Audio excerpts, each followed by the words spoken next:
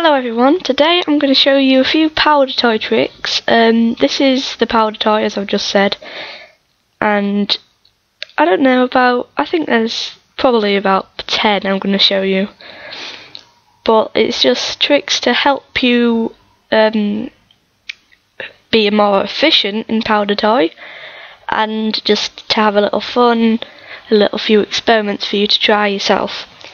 So first, I'm going to group these all together, are the different modes. So if you press number 1 on your keyboard, you can see it says velocity display. So say you just got the standard selection of dust, which is very light dust.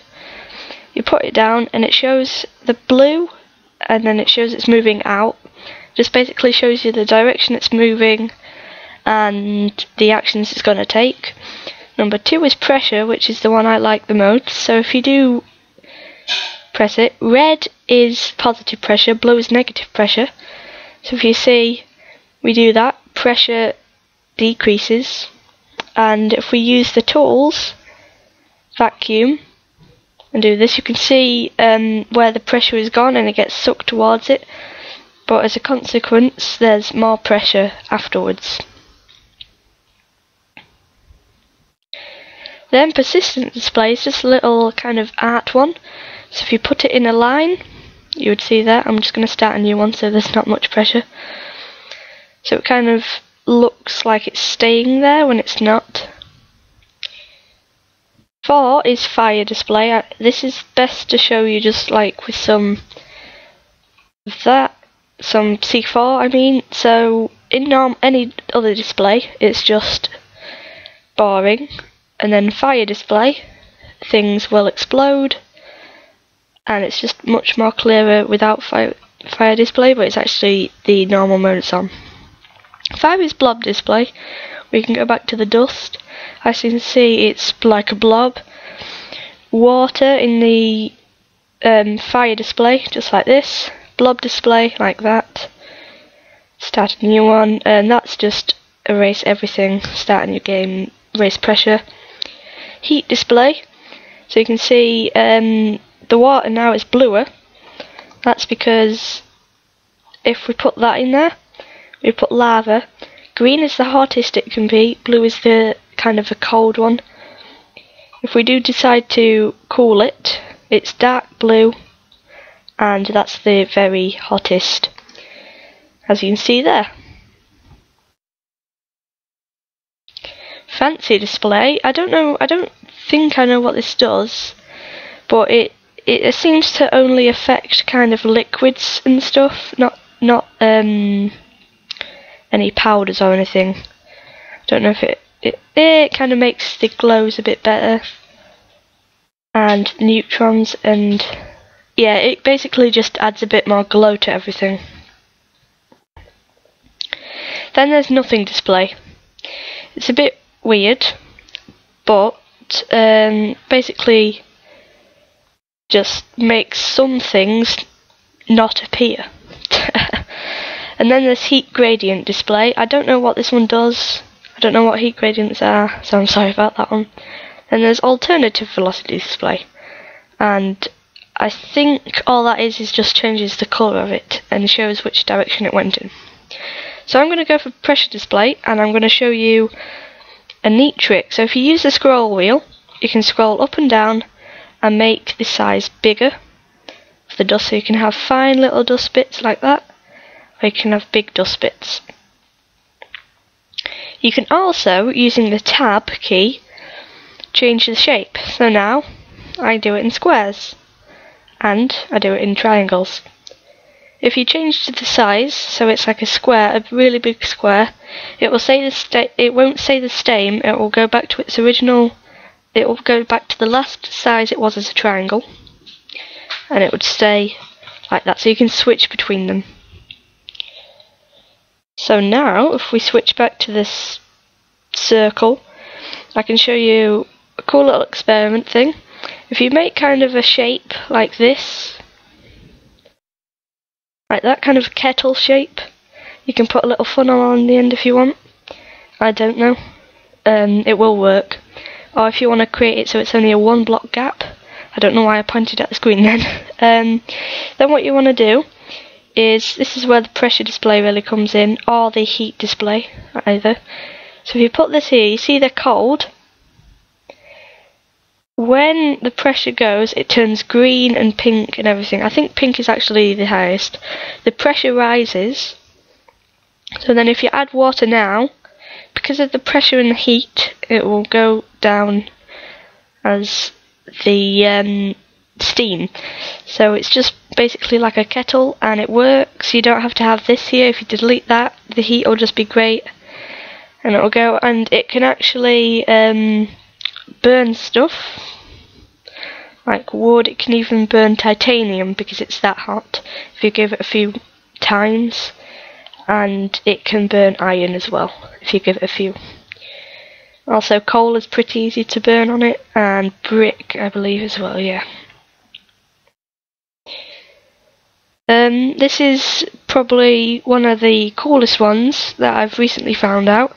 If you hold Control and scroll upwards or downwards, you can increase the vertical axis of the circle, of the square, and of the triangle.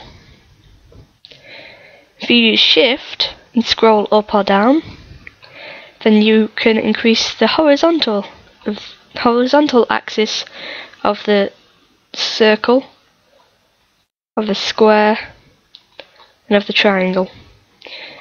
If you say, let's go back to the circle. Let's just scroll it down a bit and make it a bit better. So it's just basically it's normal again, like there. If we were to say make iron, and then right click to delete the inside of it, and we wanted to fill this up with liquid, but we didn't want it spilling around. Say we had something here that was like lava on it, something here that was lava on it, like, but it couldn't melt through. You get your water, Control and Shift, and you'll see the little in fact, I'll do it with the powder just to show you easier. Control Shift, you'll see the little crosshair on it. Left click will fill it. Then say you want a little contraption to go along, and it's wood, it slants down, then it's like burning or something at the end, like that. Control Shift right click will remove certain elements. So if you say, oh no, that accidentally spilled, I did it, there we go. And say you wanted to reverse that, Control Z will do that, and it will only freeze on that moment. So that'll play back to that moment until you say add fire there, in which case then it will go back to that moment. Z will let you zoom in on things, and if you click in that bit, it will allow you to precisely delete things. If you press Z again after that, it deletes that off. One last thing to show you, I don't know if this is going to show up on the overlay or not, but if you click this little written page icon with the arrow pointing to its right corner, which says find and open a simulation, if you click on it, it will bring you up with this page if you are connected to the internet. You don't need to be signed in or anything like that. So yeah, let's just go on this one. I haven't been on this one. So you just click on it and click open. And actually no, I have one more thing after this. So it says use NGRV and PGRV. I don't know what that means, but it's fine. And this is all one thing, because I've used the decoration tools to paint it, as you can see there, and it's just one thing. You can turn the decorations off if that wasn't to be there. I don't know why that's on. Yeah, but it will only be on that one. Sorry. Right, so you can search for it. So what is it? NGRV. Use that. Let's have a look. I don't know what it is. What's it doing? Let's see, is it in special or something? NGRV? Is it in electronics?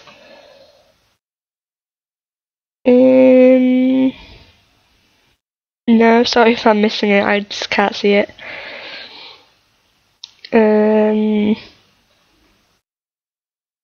I don't know, but we'll just blow it up. And basically you can just mess around with people's levels and you can see what they do. It's basically just a giant vacuum, this one, it seems then. And you can search something. If you want an explosion, just type explosion. It's a live search, so you don't have to press enter. There we go, I have this one. So I've been on this one before, I think. You just light it. It's just wood coloured. You can try view 6 apparently. I will just keep it on fire mode, which is 4. Basically, it's like going down to your lungs and exploding them. So that's quite cool. They can make really, really complex machines. And then you press X to exit out of it. And then you can just erase the page. I've actually got 2 things left to show you actually. And this one was, I found out literally yesterday. If you go onto electronics, sometimes it was saying spark this or put electricity through this. I didn't know how, so I was like, oh, battery generates infinite electricity. Sure, I'll just do that and then put some metal to it. It didn't work the first time. Like, well, yeah, I tried that, it worked. But then I tried doing the switch and I was like, yeah, I can just spark the switch. And it wasn't working. It was like spark this or like put electricity through this, so I was sparking it like ah. But I found out what you do. If you connect a battery, let's say switch. I didn't read these, but yeah, if you put a wire to it, electricity will flow through that wire and switch it on. And you can cut the wire and it will not matter. If we make kind of like a loop with loads of different things attached on it, battery here. There's my dogs there if you can hear them. So we can generate heat. And let's say we put wood on that. The wood will heat up. But I don't know how to get it hotter and hotter and hotter. You can also cool things down and damage things, and you can use kind of anything really. Sensors, powered materials are basically the ones. So gravity pump, breakable clones. Dogs! Doggies! When you power the void, you can destroy the particles, I think. I don't know how most of it works, I just know that it powers some of it. I don't know what's going on with my dogs. But yeah, just a quick recap. Control Shift, left click, Control Shift, right click, adds and deletes things. It fills them up in that space, so if there's a tiny little gap it'll fill all the way. Kettles.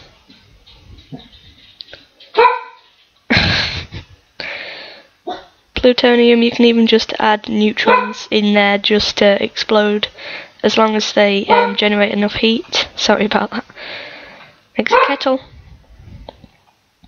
Control, scroll up, scroll down. You can even do lines. And Shift, scroll up, scroll down. Thank you for watching this. I hope you learned stuff from it. I hope you didn't find it too boring. It was just meant to be a little tutorial for people who aren't familiar to these power toy things. I actually found this out by accident. I think it was 2 days ago. And this is one of my favourite games, even though it's just so simple. There is absolutely no sound. It gives you a little FPS counter. So if you were to add loads of water, you can see the FPS going down there. And if you were to try to click it, you'd have to be lucky. like I was. Quickly again, you can open other people's things. If you make an account and register it, then you can play. Hey, Dick, get down! Penny, get down! You can make things yourself, and that wasn't. I don't think. Yeah, it worked. And you can see other people's designs. They also make art as well. So, oh, you saw my things. So thank you very much for watching me explain this, and bye bye. I had to record this with Bandicam, by the way, as well. So bye bye.